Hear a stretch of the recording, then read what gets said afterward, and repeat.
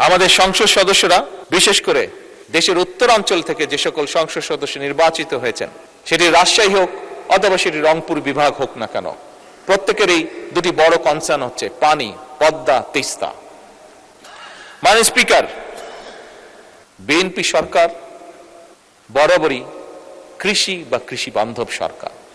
BNP সরকার যখনই সুযোগ পেয়েছে দেশ পরিচালনার সকল সময় নিশ্চিত করার চেষ্টা করেছে যে আমরা দেশের মানুষের পানি যাতে নিশ্চিত রাখতে পারি, পানির প্রবাহ।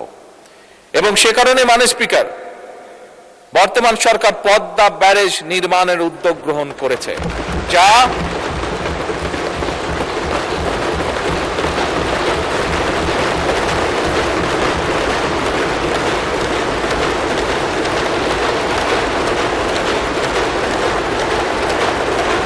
এই ব্যারেজ নির্মাণের মাধ্যমে বর্ষা মৌসুমে যে অতিরিক্ত পানি আমাদের কাছে আসে, সেই পানিটিকে আমরা ধরে রাখবো, যাতে করে শুষ্ক মৌসুম এবং বছরের বাকি সময়টা আমরা কৃষক সহ সকলের কাছে পানি সরবরাহ করতে পারি।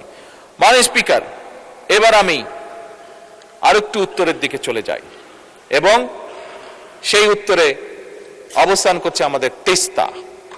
মাননীয় স্পিকার, জাতীয় অগ্রাধিকার ভিত্তিতে ইনশাআল্লাহ এই সরকার যে কোনো মূল্যে তিস্তা ব্যারেজ মহাপরিকল্পনা বাস্তবায়ন করবে।